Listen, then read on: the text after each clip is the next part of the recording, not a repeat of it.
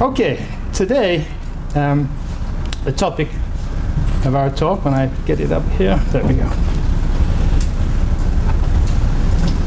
is one flock, one shepherd.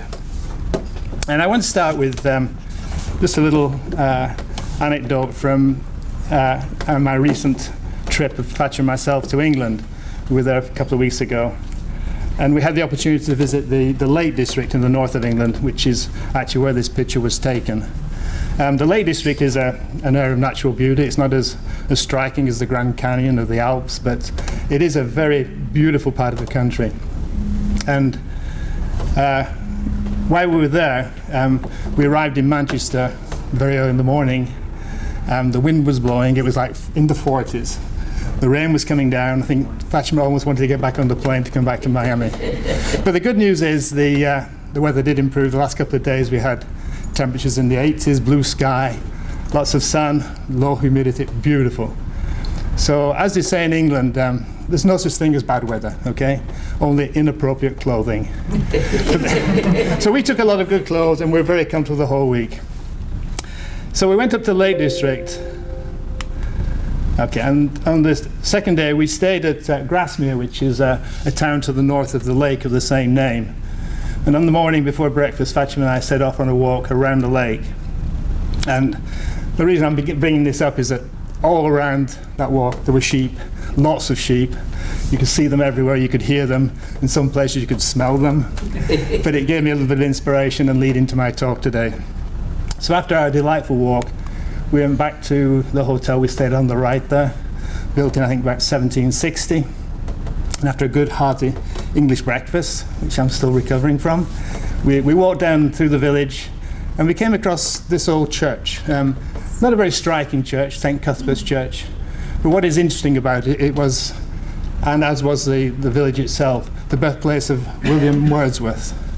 Some of you might be familiar with the poem, his most famous poem, I wandered lonely as a cloud over hills and floated over vales and hills, and all at once I came upon, do you know the next line? A host of daffodils. Oh my gosh, we got an English major with us. Well done, Elsa. Okay, but Wordsworth was also, he was a great poet, and he wrote another poem called Michael, the Shepherd. I'm not going to recite the whole of the 550 lines. It'll take me the whole 40 minutes. But I would like to just read 15 lines from the passage, from the poem. It goes as follows. Upon the forest side in Grasmere Vale, there dwelt a shepherd. Michael was his name. An old man, stout of heart, strong of limb. His bodily frame had been from youth to age of unusual strength.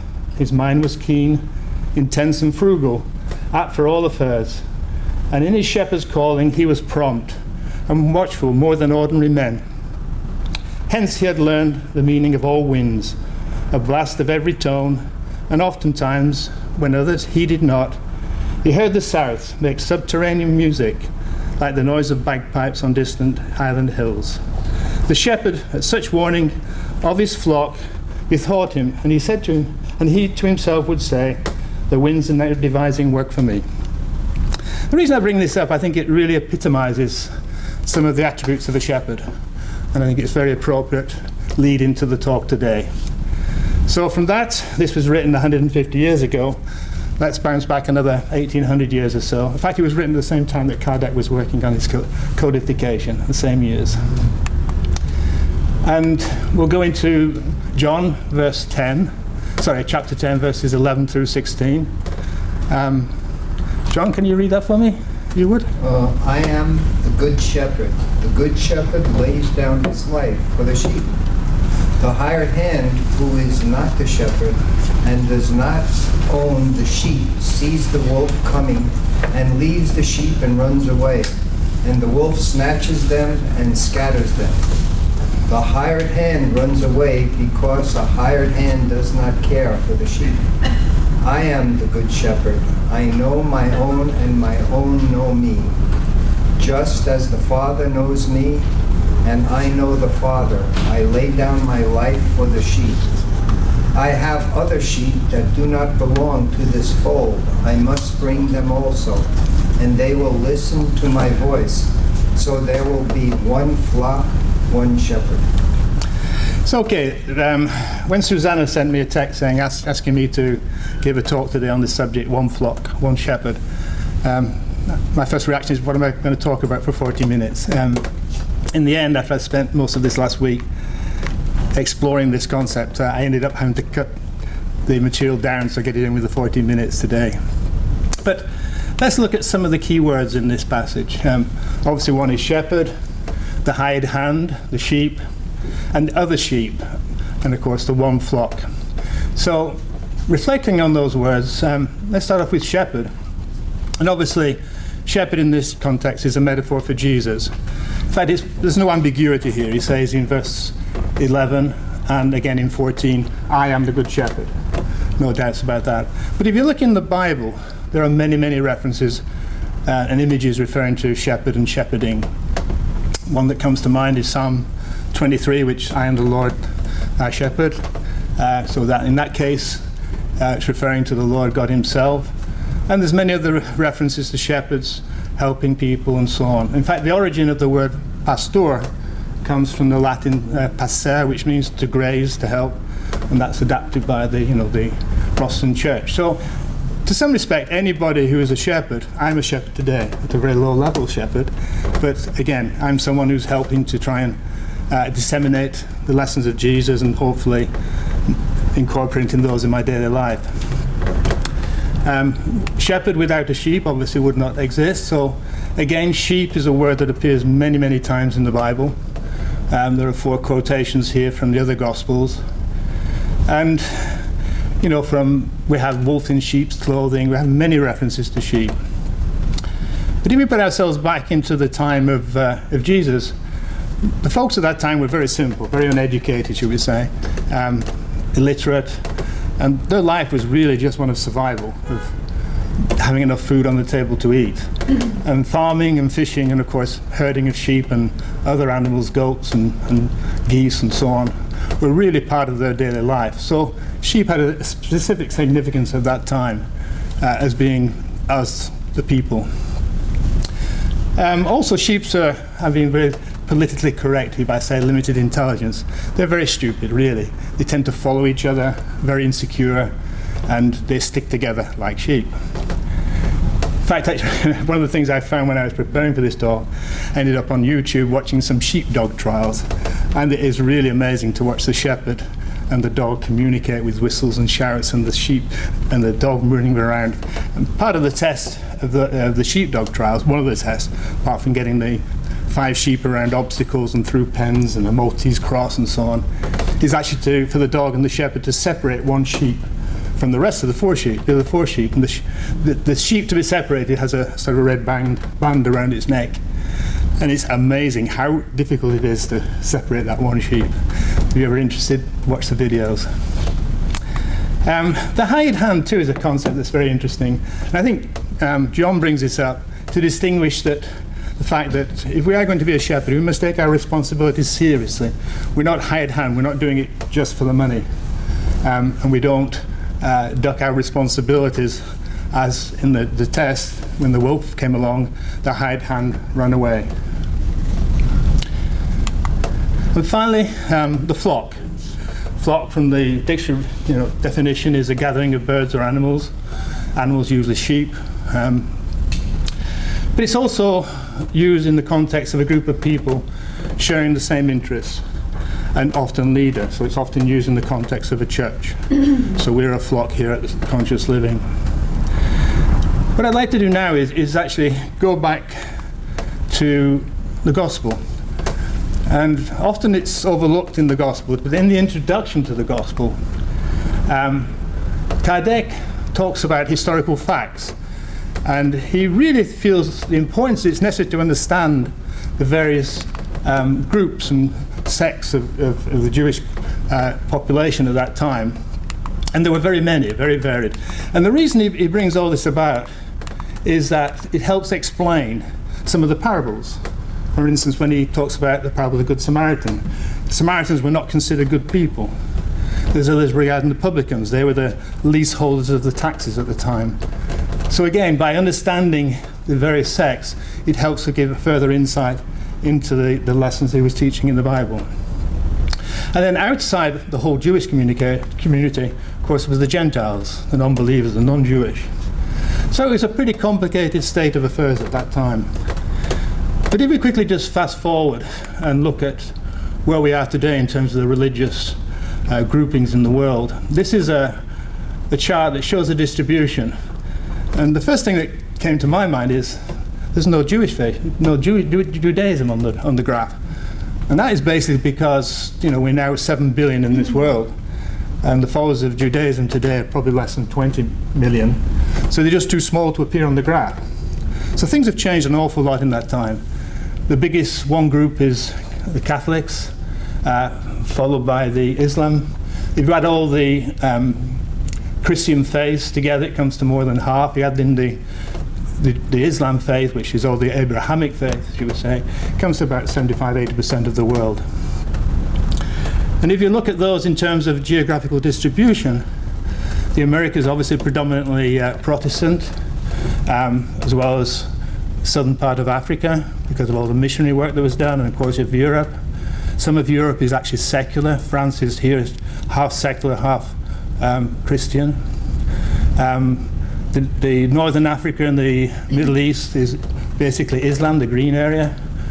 And then the Far East is Buddhism and Hinduism. Actually, there are 3 grey areas on there. Can anybody tell me why there's no religion in those areas? No, it's a bit of a trick question. Nobody lives there, right? Centre of Australia, Greenland, just nobody lives there. Okay, so let's go back to Kardec. I'm going to go into Genesis a bit. I think it's the first time in any of the talks, certainly that I've done, and most of the talks I've seen when we do references to the Bible, we don't go to the Spirit's book, and in question 640 whatever, Kardec asked this question and he got these answers. But today I want to go into Genesis, just to talk a bit about Genesis. As we all know, it was the 5th book that Kardec wrote. And it's an expansion on part 1, which was first causes. Part 2 was the spirit's world, which is in that chapter. It was more the sort of, I always call this the technical manual, and then he expanded that in the medium's book. The 2nd book is the codification, which was more of a user's manual. The 3rd part was the moral laws, which went to expanded to be the user's manual of, I've said this before, I know, but I like it, of the gospel, and then finally the hopes and consolations, which became the user's manual, heaven and hell. But Genesis it's a bit of a misconception. It's sort of a book of science, but really it's not a book of science. It's a book about God. And people might say, well, the Spirit's book's about God. Yes, the Spirit book talks a lot about God. First question is, what is God? But it's only about restricted to the first 20 questions. In the rest of the Spirit's book, God is not mentioned one time. And so really, Genesis is a book about God, how he created the world, how he brought in all the various populations that we see today. Yes, there is some science in there, but if you want to learn about science, you don't go to the Gospel, to Genesis. You go to the technical manuals and the latest periodicals to find up-to-date information. Because science I always used to think science is very absolute, but in reality it's very relative. What we know as absolute today in science will be something else tomorrow. But going deeper into Genesis, he starts up the introduction to the first edition, written 150 years ago. This new work is one more step towards regarding the consequences and applications of Spiritism. As its title, let me read from here.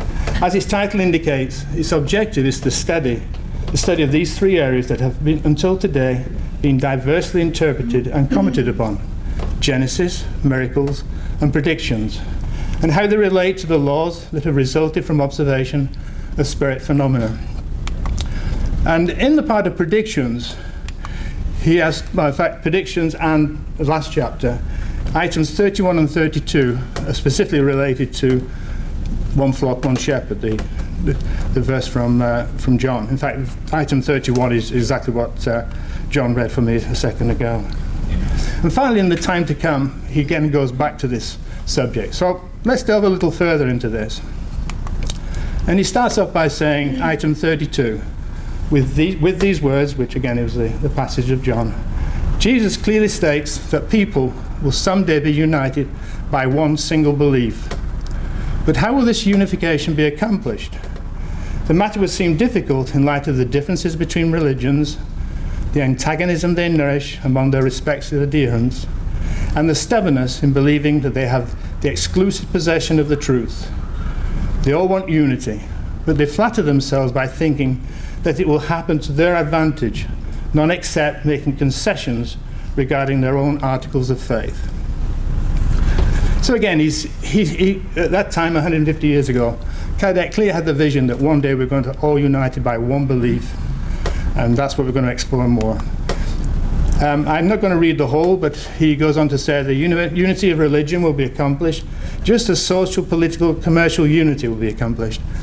And again, 150 years ago, there was no European Union, there was no United Nations and so on. So this was quite an insight at the time.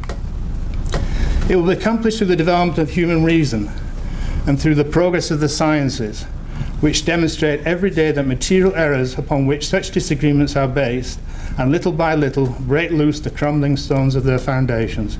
So again, he recognized the importance that science plays into the development of religion. Even though science may destroy religions, what is the work of humans, religions are what are the work of humans, it will not be able to destroy history, despite the opinion of some, which is the work of God. Some other points that he makes. Religion will have to meet each other on neutral grounds, make concessions, either to a greater or lesser extent, depending on their own particular dogmas. The initiatives of the concession will not come from the official camp. I like this because he's saying it's not going to come from the top, it's got to come from beneath, which is really what is happening. Decentralization movement will begin, it will become an irresistible force, and it will begin to destroy and break down these immutable dogmas of the church. So eventually society and development of society will exceed and surpass all these dogmas of the church. Someday religion will unite that best satisfies reason and aspirations, not just of the mind but of the heart. Be aligned with science, keeps pace with progress, neither exclusivist or intolerant. Moral code with the purest, logical in harmony with social needs. The kingdom of God on earth, of good on earth, through the practice of universal charity and fraternity.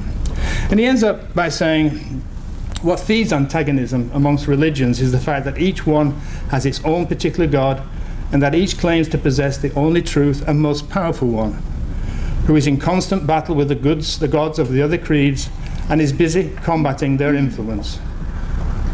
Once they're all finally convinced that there is only one God in the universe, and that is the very same one they worship under the name of Yahweh, Allah, or God, and once they're all in accord of God's essential attributes, they will understand that a soul being can only have one will. Then they will shake hands as servants of the same Father, and they have taken a great step towards unity. A very powerful words from, again, 150 years ago. And he goes on in the last chapter, fraternity is the cornerstone of the new social order, and this is, again, the time has come. It doesn't actually specify what time, whether it was 150 years ago, whether it's now or it's 150 years to come, and we'll explore that a little bit later in the talk. But based on faith, not on faith of dogmas, but of fundamental principles everyone can accept. God, the soul, the future, the ongoing progress of individuals, and the perpetuity of relationships among them. This is the faith that Spiritism provides. And again, one of the things I always love about Spiritism is the emphasis on we're going to be good spirits by interacting with each other. We're all learning together. Only moral progress can assure people of happiness, break down the barriers, teaching people to regard one another as brothers and sisters. Unity of belief will be the most powerful of bonds. Today, humankind is mature enough to set its sights higher than it ever has in order to assimilate broader ideas and to comprehend what it did not comprehend before. And finally, he closes by saying, the new generation will thus march forward with the fulfillment of all the humanitarian ideas compatible with the degree of advancement at which you'll have arrived. With Spiritism going forward with the same goal and accomplishing its purposes, both will meet on the same ground. Progressive individuals will find Spirit ideas a powerful lever. As Spiritism will find in these individuals minds entirely predisposed to accept it. Given this state of affairs, what could those who wish to oppose it do? So again, in this part, he's saying, not only are we going to have a common belief system, but he starts to put in the message that Spiritism is perhaps the answer. I think there's a danger there that we start saying, yes, Spiritism is the only religion. In fact, Spiritism combines all the beliefs of all the many religions. I think perhaps the only difference we can say is that Spiritism is one of the few religions that officially believes in reincarnation, which is at the core, the essence of Spiritism. A recent survey in the US, even though the majority of the US are Catholics and so on, 90% of people believe in some form of reincarnation. So maybe the core belief is already approaching what Kardec is saying here. Okay, I just want to briefly touch on The Way to the Light by Emmanuel, who wrote the opening that Terry so beautifully read for us today. And he wrote a book. This book is basically, it's almost in parallel to Genesis. It focuses more on all the different civilizations that have come onto the earth. And he starts the book by saying, the traditions of the spirit world say that in the governance of the phenomena of our system, there's a community of spirits chosen by the Supreme Lord of the universe, whose hands hold the guiding reins of life of all planetary collectivities. And they met twice. The first meeting was in the maybe 4.5 billion years ago when the earth was formed, and the second meeting was the coming of Jesus. But what this book clearly talks about is the infusion of spirits from other worlds. And when I first started getting involved and reading more about Spiritism, this was something that I found very difficult to accept. But now I really do embrace that concept. If you look in the Spiritist literature, we're 7 billion incarnates in the planet at the moment. There's probably twice that number of spirits around the planet. So we've got a roughly 2-to-1 ratio of spirits to incarnates. Good morning. So if you say our lifespan is 60 years, on average we've got to wait 120 years to be reincarnated. If you look back to the time of Jesus, there was only 200 million. And if you assume, if all those 20 billion spirits and incarnate spirits were in existence on the earth at the time of Jesus, you'd have to wait for like 1,000 years before you got reincarnated. So obviously that wasn't the case. And what Emmanuel talks about in this book is this infusion of spirits as the incarnate population exploded. Let's be honest, human beings have reproduced like rabbits. We've gone from nothing to 7 billion in 15,000 years. Those spirits must have come to go into these new incarnate bodies. So that's a little bit aside. That could be a subject of another lecture. So one of the questions I'd like to ask you all, and join me with this, is can we all believe in one God? And I took inspiration from this one chart from Daniel Assisi 3 years ago. Excuse me a second. He gave a talk at the Florida Federation here in Miami 3 years ago on this subject, and what was God in relation to Spiritism. And he did an exercise, and I'm going to ask you to just join me in it now. You could all just close your eyes and think for 10 seconds, what is your conception of God? Just close your eyes, please. Just think, relax, and think of what your conception of God is. Okay, you can open your eyes. Don't need to shout out. But I suspect that a lot of us, and certainly a lot of people outside this room, will believe God is in some what's the word? I always forget the word. Anyway, you envision some form of man, okay? Amorphobic, I think it is, phobic is the word I'm looking for. Maybe, those from the Catholic faith will see God as this angry man who wants to punish for sins and wants to be worshipped. Others maybe see him as a and I saw a white-bearded old man sat in the clouds or whatever. But in reality, we all have our own conception of God, okay? What's important is we believe in the attributes. And prior to me discovering Spiritism, I would say that I probably did not believe in God. I was probably agnostic at the best, probably atheist at some points during my life. But I found Spiritism and it opened my eyes, and now I can honestly say that I believe in God. Now, my conception of God is going to be different than yours. And as we know from the Spirit's book, the first question is, what is God? And after another dozen questions or so, finally the Spirit said, look, your evolution is not developed enough that you have the vocabulary or the intelligence to understand God. And that makes me feel more comfortable as well. But going back to Daniel Assisi, who does this very good talk, he breaks down God into this acronym, which is G-O-D. And he comes up with, actually, he had an old acronym that was the Grand Old Dude. But he now calls him the Grand Organizing Designer. And I love that. I love that. I think it's a great concept. In fact, on my next slide, I've expanded a little bit more. I had 40 years in industry, and before that, years at university studying physics. So I tend to think of things very methodically, everything in little boxes. So I come up with an organization chart. And the top of the organization chart is our friend G.O.D. He has an assistant called Jesus, who's the personal assistant to G.O.D., but he's also the chairman of the board of Earth, as we've learned from Emmanuel. And of course, there's many other assistants on the left-hand side there, on the other planets. And we don't know who's in those positions because it takes 3 light years for the information to arrive here. But we know that there are other planets out there. We know from the Kepler telescope there are many planets that have very similar conditions to what we experience on Earth. And then below Jesus, we have lots of the different divisions. President of reincarnation planning, a very important function. Obviously has a lot of tie-in with the exoplanet division.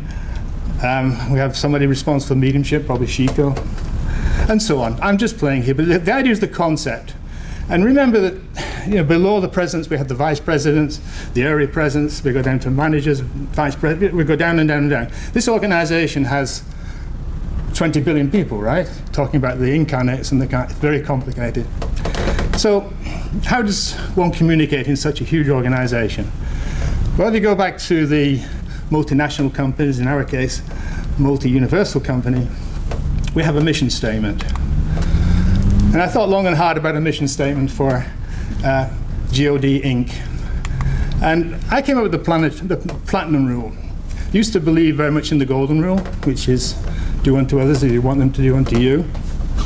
But in reality, that's when you get down to the core of the golden rule. It's really based on a bit of selfishness there. I'm only going to do unto John because I know if I do something bad, he'll do it back on me. So I came up with the platinum rule. It's very simple. It's 2 words, and it means love unconditionally. And I think, again, I'm playing here, but I think the concept I'm trying to communicate is what's important is not who or what we believe in, it's the beliefs that are the core of it. And I think those 2 words sum it up perfectly. Okay, well, I'm not going to impose my belief system on you. You're free to choose whatever you want. And that's what's great about Spiritism. So I'd like to come back to these predictions of Kardec and see how accurate he was. It's difficult to quantify, but we can certainly qualify what has happened in the last 150 years since Kardec wrote those comments in Genesis. And I came up with a list of the good points I think that have happened. It's not exclusive. I'm sure you'll all come up with many, many more. But these are some of the things that I think we can point to as what's happening in the world these last 150 years. Now, there may be some of you who say, no, Dave is looking at this glass half full.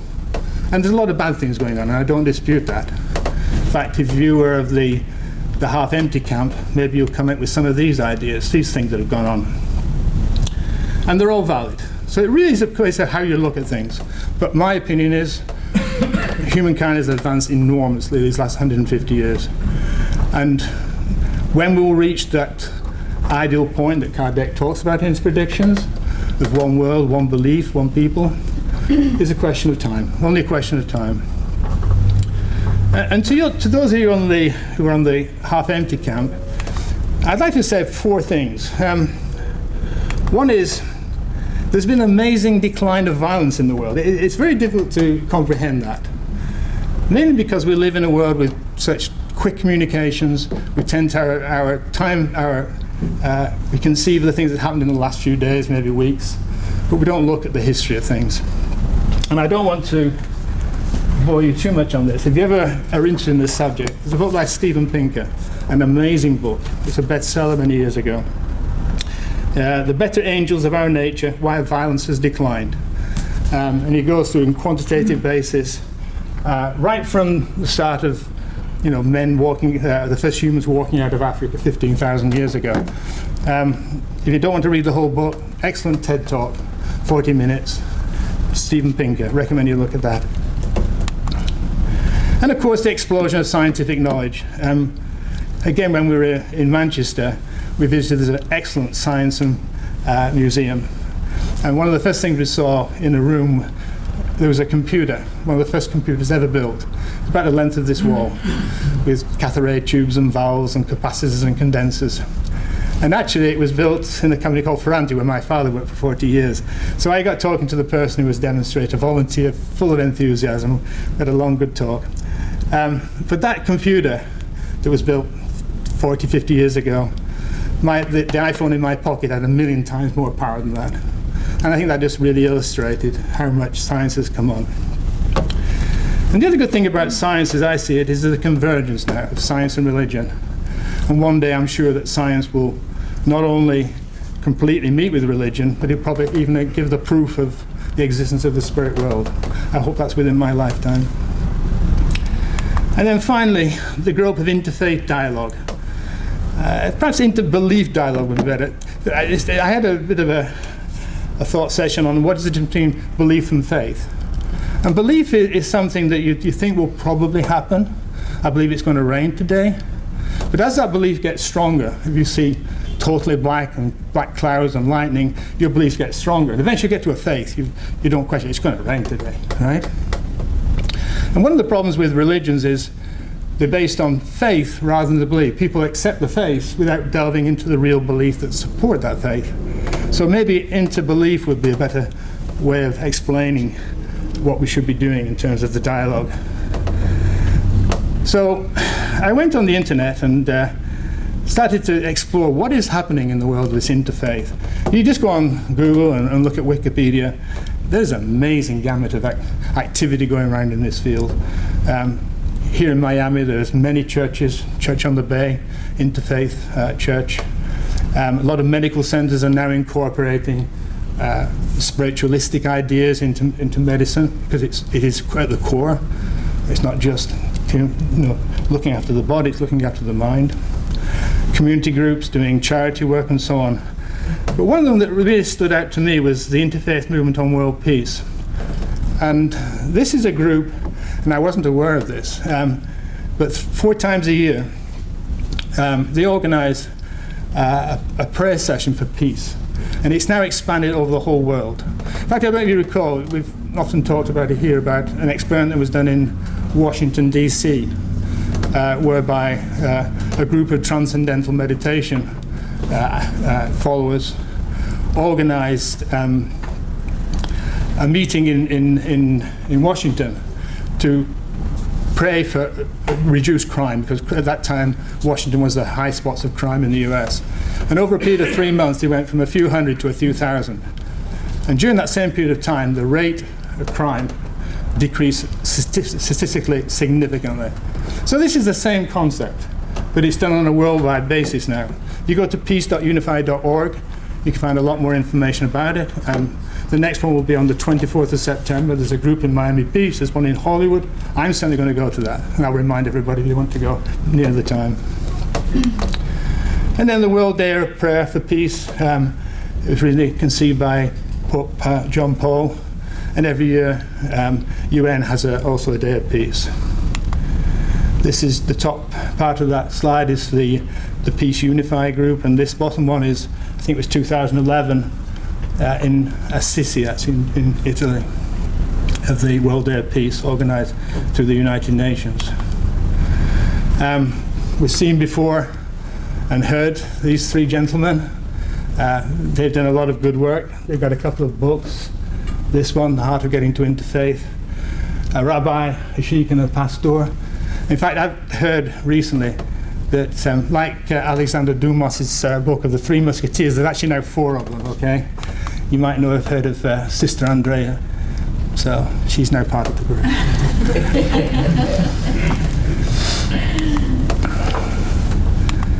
So I just want to end by talking a little bit about Pope Francis. And it's amazing that when you look back at the history of the Catholic Church, that today, I think one of the biggest ambassadors for this movement to an interfaith society is Pope Francis. And he recently gave a talk, a TED talk. I'll just pull this up a second, bear with me.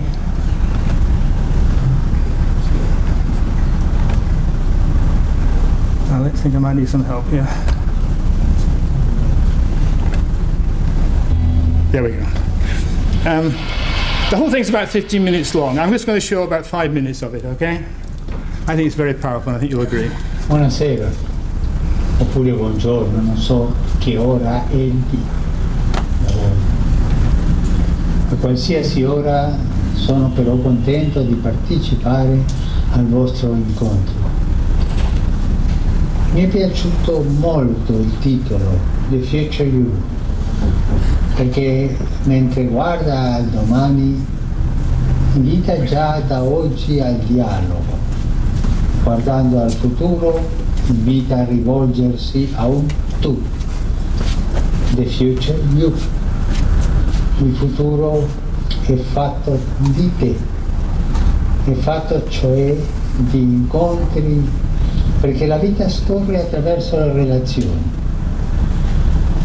Parecchi anni di vita mi hanno fatto maturare sempre più la convinzione che l'esistenza di ciascuno di noi è legata a quella degli altri.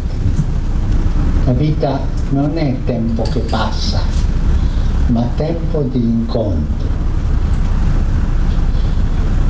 Incontrando, ascoltando ammalati che soffrono, migranti che affrontano tremende difficoltà in cerca di un futuro migliore, carcerati che portano l'inferno nel proprio cuore, persone specialmente giovani che non hanno lavoro, mi accompagna spesso una domanda: perché loro e non io? Anch'io sono nato in una famiglia di migranti. Mio papà, i miei nonni, come tanti altri italiani, sono partiti per l'Argentina e hanno conosciuto la sorte di chi resta senza nulla. Anch'io avrei potuto essere tra gli scartati di oggi. Perciò nel mio cuore rimane sempre quella domanda: perché loro e non io?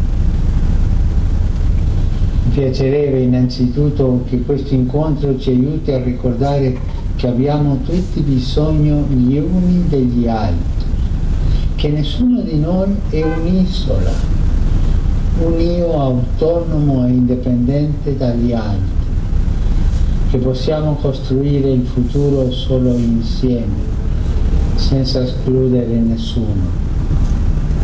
Spesso non ci pensiamo, ma in realtà tutto è collegato e abbiamo bisogno di risanare i nostri collegamenti. Anche quel giudizio duro che porto nel cuore contro mio fratello o mia sorella, quella ferita non curata, quel male non perdonato, quel rancore che mi farà solo male, è un pezzetto di guerra che porto dentro, è un focolaio nel cuore da spegnere perché non divampi in un incendio che non lasci cenere. Molti oggi, per diversi motivi, sembrano non credere che sia possibile un futuro felice. Questi timori vanno presi sul serio, ma non sono invincibili. Si possono superare se non ci chiudiamo in noi stessi perché la felicità si sperimenta solo come dono di armonia di ogni particolare con tutto. Anche le scienze, lo sapete meglio di me, ci indicano oggi una comprensione della realtà dove ogni cosa esiste in collegamento, in interazione continua con le altre.